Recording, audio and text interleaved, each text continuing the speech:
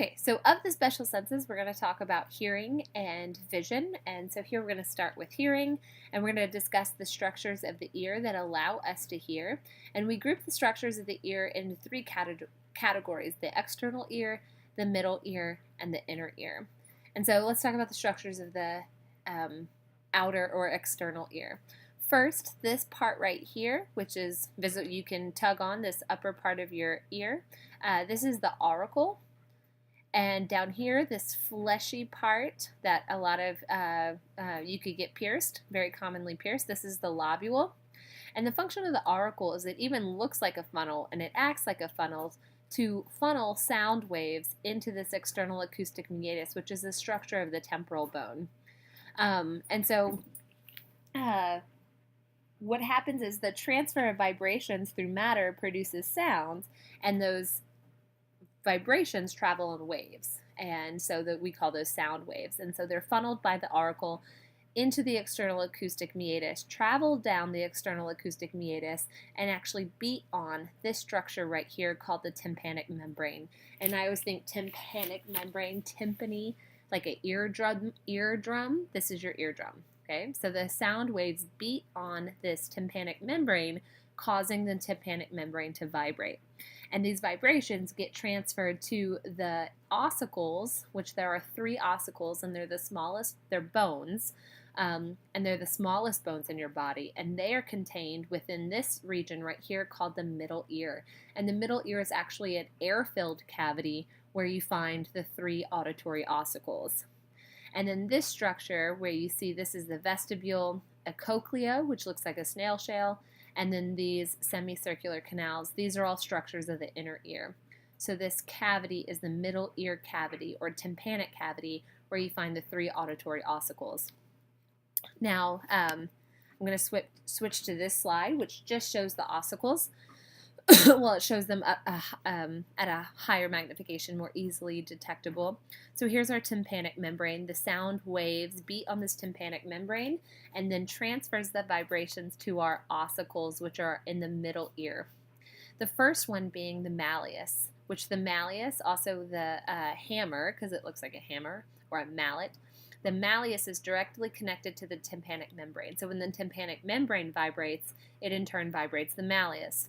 And then the malleus is directly connected to this second ossicle called the incus, or also called the anvil, because if you look at it, I'll show you another image, it looks like an anvil. And so when the malleus vibrates, it in turn vibrates the incus. And then the incus is directly attached to this ossicle right here called the stapes, also called the stirrups, because it looks like the stirrups on a horse. Okay, so when the incus vibrates, that in turn vibrates the stapes. And the stapes is attached to this structure called the oval window because it's oval in shape. And this oval window is a structure on this chunky region right here where you see the cochlea attached and the semicircular canals attached. This is called the vestibule. And the stapes, what happens is when the stapes vibrates, it actually plunges into, like a piston, into the vestibule, and it causes the movement of fluid within these chambers. Okay, so we transfer these vibrations to the fluid, and that fluid moves, and that's important, and I'll talk about that in just a second. So these 3 ossicles, the malleus, the incus, and the stapes, act to transfer the vibrations from the tympanic membrane into the vestibule. So it's the transfer of vibrations. It also acts as a lever system to amplify the force of the vibrations. So as those vibrations travel from the malleus to the incus to the stapes, the force is amplified. Here's an image. This is a dime, and so these are the 3 ossicles, which all fit on the head of the dime. This would be the malleus, or hammer. This would be the incus, or anvil. And this would be the stapes, or stirrups. And this is how they're all connected. So back to this image. So that's the middle ear cavity, and it's an air-filled cavity. And so in order for proper hearing to happen, we have to have equal pressure in the air in the middle ear cavity and the pressure on the outside. And so there's this tube right here called the auditory tube. You can also call it the Eustachian tube or the pharyngotympanic tube. I like pharyngotympanic tube because it gives you an idea of location. It's between the pharynx and the tympanic membrane. So this is the pharyngotympanic tube. And what this does is it connects, so the pharynx is the back of your throat, and so it helps equalize the pressure in the middle ear cavity via the pharynx, the throat, and then the oral cavity, so out through the oral cavity. So it helps equalize pressure. You can feel the effects of unequal pressure if you've ever flown in a plane and you've ascended or descended rapidly and you have trouble with hearing until you chew or yawn or hold your nose and blow out. What you're doing is this pharyngotympanic tube on the pharynx end is actually closed by a flap-like valve. And that only when that flap-like valve, when there's enough of a pressure difference, it opens up that flap, and then it allows the pressure within this middle ear cavity to be equalized. In children, children often have inner ear infections or middle ear infections, and the reason for that is because in children this flap-like valve of the pharyngotympanic tube is not fully formed, so the bacteria in the throat, in the mouth and the throat, can actually migrate up into this middle ear, causing ear infections. So that's the pharyngotympanic, auditory, or Eustachian tube. Okay, so back to this. So when you think this chunky region where the stapes connects to the vestibule via the oval window, this is the vestibule. These half circles, these are the semicircular canals, and then this snail shell shaped structure, this is the cochlea. When you think vestibule and semicircular canals, you think equilibrium and balance. When you think cochlea, you think hearing. And so this is showing you actually that cochlea elongated, so not coiled, but elongated. And it shows you that there is an upper chamber, a middle chamber, and a lower chamber. The upper and lower chambers are filled with a fluid called perilymph. Okay, and you can see that the upper chamber extends from the oval window where the stapes is connected to the apex, and then the lower chamber extends from the apex back to this structure right here, which is more round, and it's called the round window, visible right here. So round window, it's round, right? So what happens is when the stapes plunges like a piston into the vestibule, it causes the movement of the perilymph in this upper chamber. So the fluid moves in this direction. And in turn, so there's a membrane in between the upper chamber and the middle chamber, and then there's a membrane between the middle chamber and the lower chamber. This middle chamber is actually called the cochlear duct, and inside is where you find the organ of hearing. It's called the organ of Corti. This is where you find the hair cells, which are the receptor cells. And so this stapes plunges into the oval window, causing the perilymph in this upper chamber to move, and it deflects the membrane between the upper and the middle chambers.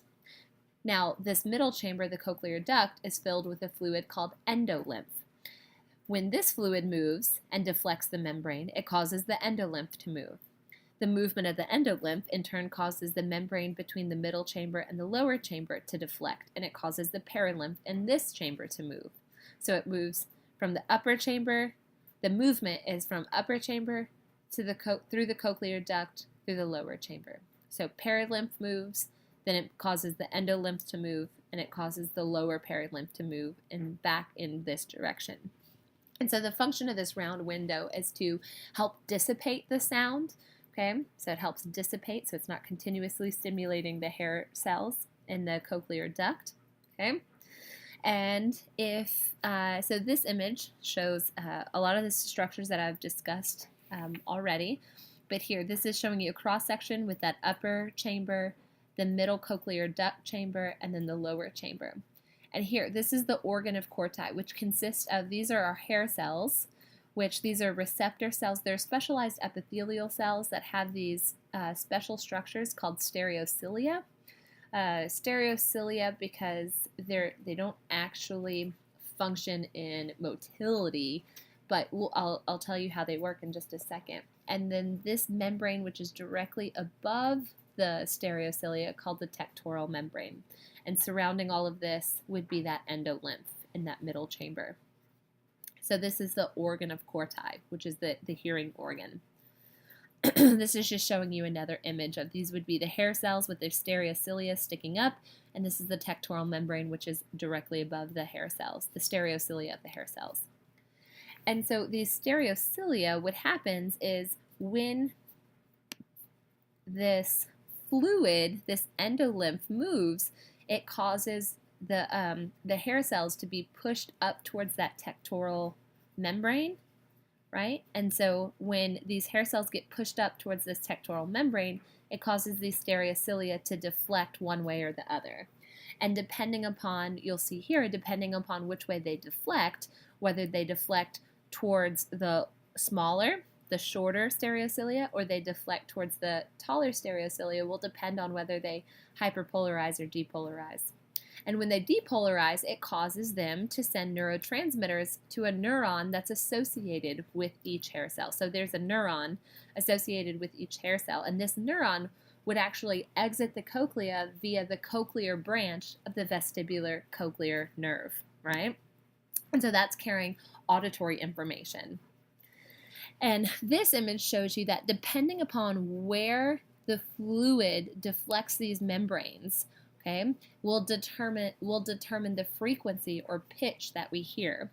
And so if it stimulates the hearing receptor cells that are, closer to the oval window, this is a higher frequency. Further on is a lower frequency, okay? Now, if for hearing louder sounds, it just is if the hair cells get pushed up against the tectoral membrane and there's a greater depolarization, there's a louder sound.